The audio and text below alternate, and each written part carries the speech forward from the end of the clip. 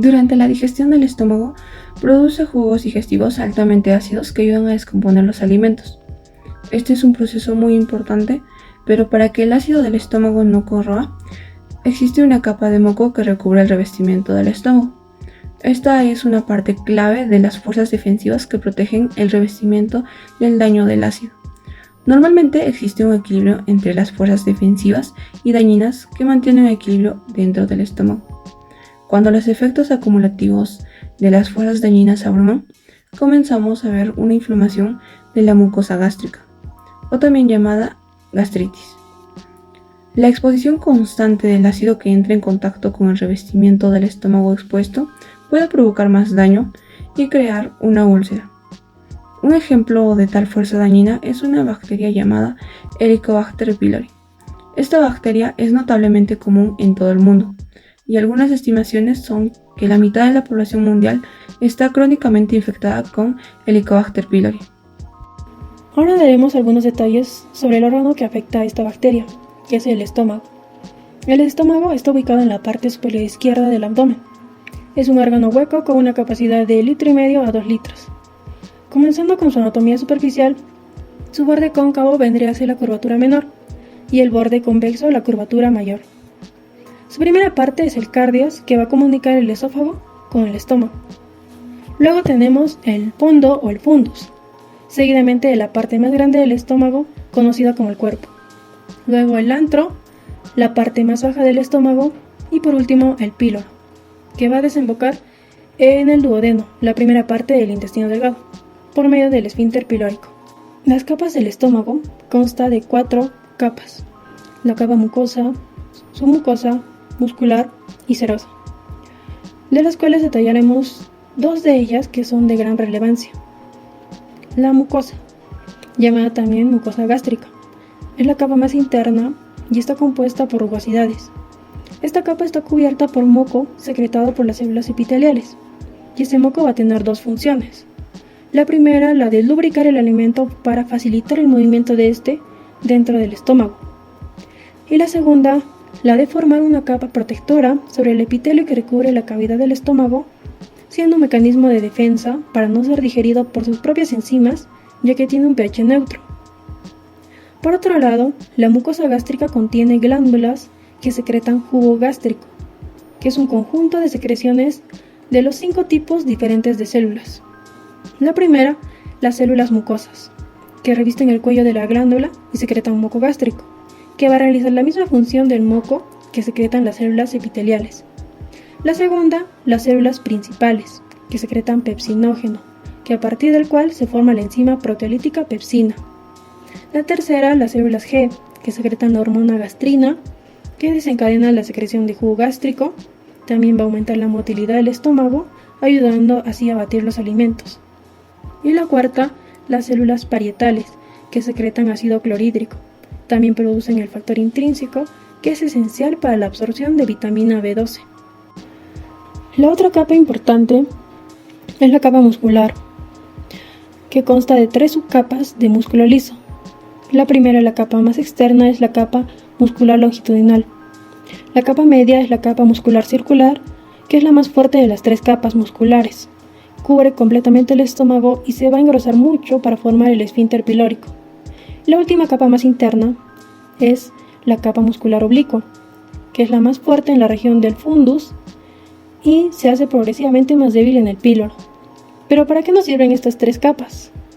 Pues van a permitir los movimientos de contracción del estómago, conocidos como peristalsis, que van a ayudar a mezclar y propulsar el contenido gástrico. Una de las funciones del estómago es almacenar los alimentos que ingerimos desde el esófago, permitiendo que la digestión se realice de manera gradual. El estómago mezcla y tritura los alimentos con jugos gástricos, convirtiéndolos en una mezcla semilíquida llamada quimo. Otra de las funciones es la motilidad gástrica, que incluye las contracciones que mezclan y mueven el contenido alimenticio hacia el intestino delgado. También está la absorción de sustancias, como el alcohol y medicamentos, y también secreta el factor intrínseco para la absorción de la vitamina B12. Fisiopatología de Helicobacter pylori. Comenzamos definiendo qué es Helicobacter pylori. Pues es una bacteria gram negativa y principal factor de la gastritis crónica en todo el mundo. Más aún es frecuente en los países en desarrollo que en los países desarrollados. Tal es el caso que del 85 al 95% de población de los países en desarrollo tienen esta infección. El modo de transmisión es fecal oral como oral, porque se ha observado la presencia de Helicobacter pylori en saliva, placa dental y amígdalas. Esta infección es mayormente asintomática, pero puede ocurrir en la infección inicial, dolor abdominal, náuseas, fiebre y vómitos, que pueden persistir durante menos de una semana. Ahora pasamos a la patogenia, que son los procesos y mecanismos que se desarrollarán en la infección por esta bacteria. 1. Mecanismo de infección. Inicia con el consumo de alimentos y agua contaminados producto de la mala higiene. Entonces, una vez dentro de nuestro organismo, esta bacteria va a utilizar sus flagelos para moverse hasta el estómago, donde se aloja en partes profundas de la capa mucosa, cerca de la superficie epitelial. 2. Adaptación. De por sí, el estómago tiene un pH de 1 a 2, es decir, es totalmente ácido. Pero el microorganismo, para poder colonizar el estómago, necesita un pH de 6 a 7, es decir, neutro. Entonces, ¿qué es lo que hace esta bacteria?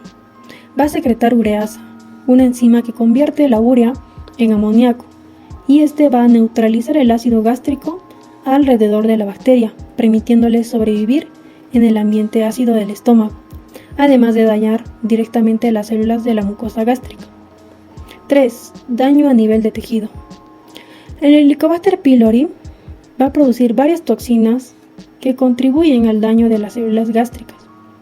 Entre ellas, hay una toxina que va a afectar la función de las células epiteliales y promover la inflamación y el daño del epitelio. 4. Respuesta inmune del huésped.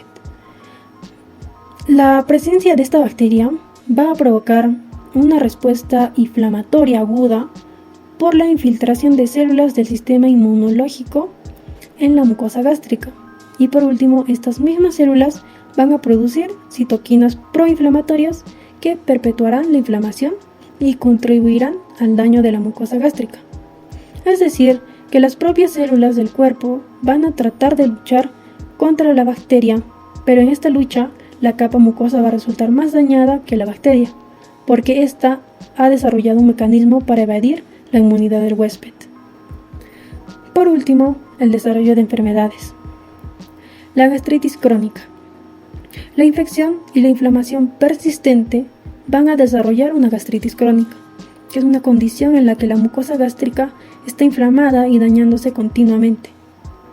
Y esto puede evolucionar a una úlcera péptica, que es la penetración de la capa muscular de la mucosa gástrica por el daño celular inducido por esta bacteria. ¿Cómo prevenir la gastritis? Lo primero que debemos hacer es evitar la pimienta, el pimiento molido, la mostaza y el vinagre. Evitar el consumo de alcohol, también las temperaturas extremas de los alimentos y bebidas, evitar las frituras, el café y el té. Temprana.